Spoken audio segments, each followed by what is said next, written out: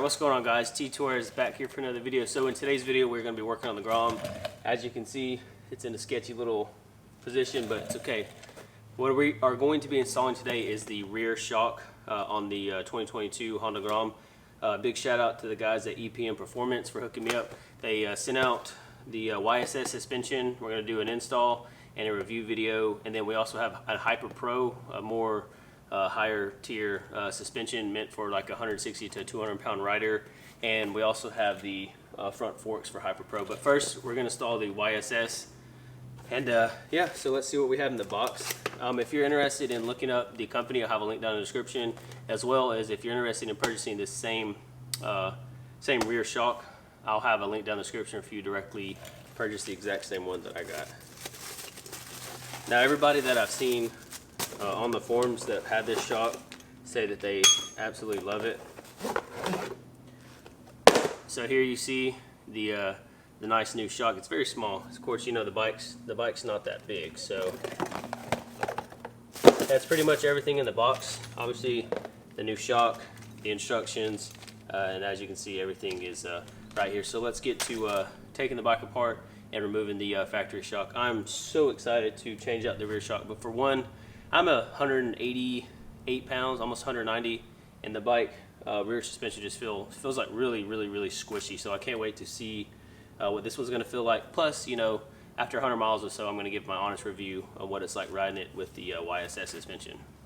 Okay, so first things first, we're going to take off this side panel right here. Just these three little Allen key screws, as you can see right here. Here's one. They shouldn't be that tight from the factory. And I've already got my bike pre-jacked up. You could probably be more safe to do this, whoops, with the bike already on the ground. I just wanted to get ahead. Just got to be very careful not to shake the bike that much. I'll show you while we're taking this off here in just a second. Okay.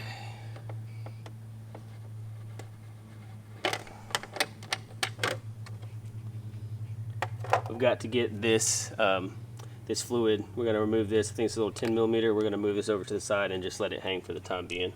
One of the things that I forgot to mention, that you can get this shock, like I said, I have a link down in the description. It's about $205 to $210, and then depending on shipping wherever you live. So yeah, about 200 something bucks, you can get a new rear shock.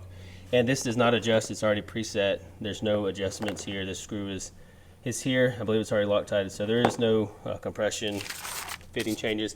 Even though it says here you can, but if you read right here, it says if the screw's already in there, do not try to tighten it or loosen it, because you will damage the actual shock itself. All right, so now that we have this cover piece removed, we're going to take the exact same Allen key that you have, and you're going to remove a bolt here. There's one there, one here, and then there's one more right here. So let's go ahead and get these bad boys off. They are thought they were the same size, are they not? Yeah, it's the same size as the cover. Man, that's tough. All right, so this one right here was kind of a pain due to the exhaust, but once you have all three of them removed, we're gonna move this to the side, and then we're gonna put our corresponding bolts there. All right, so the next thing we're gonna do is we're gonna take our 10 millimeter and remove this reservoir, and we're gonna just move it over to the side. Get this bad boy off. Like I said, it was a 10 mil. This should be the brake fluid. We're gonna take that, move that to the side, and we may have to also move this. I'm gonna stick the bolt back in here so I don't forget, because believe me, I will. All right, the next thing we're going to do is we're going to remove these two screws, which is going to allow us to remove that cover. Huh. That was my flasher relay from the TST one. I didn't even know that was in there. You do not need to be in there.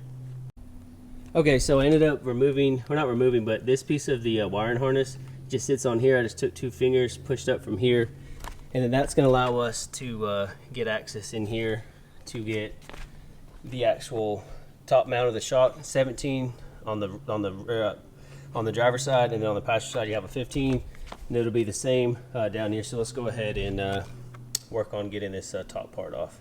Okay, I stand corrected. It is a 14 millimeter on this side, 17 on this side. As you can see, we have the nut off the bottom and off the top. Now I've got the bike jacked up very ever so slightly. It's barely pinching the exhaust, if it is at all. So now what we're going to do is we're going to remove the 2 bolts, and then that shall allow us to drop this rear shock out. Okay, we're going to go.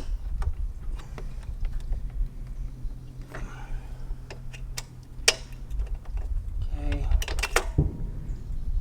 bottom one is out.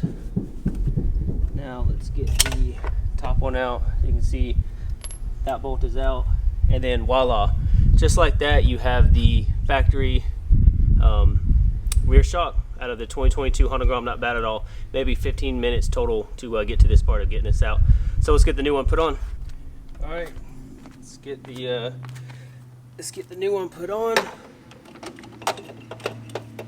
There, bolt. Get us a little placeholder. Okay, let's do the top. Man, this is a lot more simple than what I thought it was gonna be.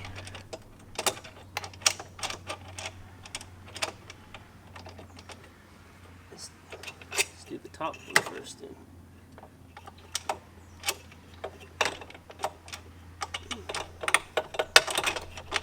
Okay, top is done. Let's do the bottom.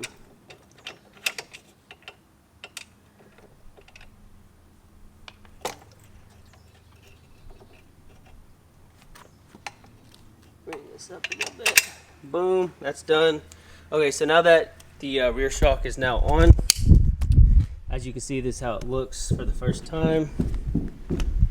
Let's go ahead and put the bolts back in, get her tightened up, get everything buttoned back up, and yeah, we're that much closer to seeing how it feels, and we'll take it for a burn. Okay, I got the that little wiring harness back in its spot. Got this 10 millimeter bolt reservoir holder back in. Now all we got to do is put the splash guard back on. But man, this was super good, and I'm not gonna lie, I do not know the I don't know the torque specs for the rear suspension, but I gave it a few good ugga-duggas, and whenever I get done riding, we'll see how secure the suspension is. I hope it's good. Like I said, good old, here in the South we give a little ugga-dugga and we call it good. So let me get the rest of the plastics back on, and yeah, I'm excited to sit on the bike for the first time and not feel that squishiness. All right, we got everything put back together. The bike is off the jack. Now let's get the seat back on. Okay, let's let the bike warm up, and we'll take it for a ride.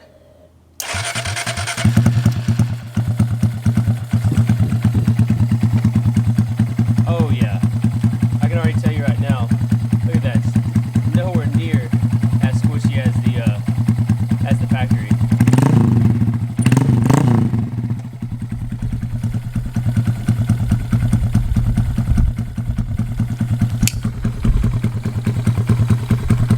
Love the way this bike sounds.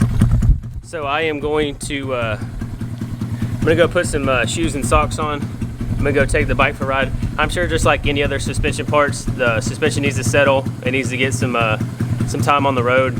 And about a street or two over, there's a couple of speed bumps. I'm curious to take it over the speed bumps and see how this thing does. So I'm gonna take the bike for a quick run, and then we'll come back and yeah, we'll go from there. All right, I can tell you right now that this is how the bike should feel from the factory. This thing is 1,000 times better than the factory shock. All the squishiness is gone. The bike feels more planted. Went over some dips in the road and some speed bumps, and everything feels more beefier, sturdier, stronger. And the recoil is not like boom, boom, boom, boom, super bouncy. So I definitely think this is a must-have for the GROM itself. And like I said, it's $200. Everything for this bike, or parts, or performance, or aesthetics, is super cheap for the bike. It's like $210 maybe out the door to have this thing shipped to your house.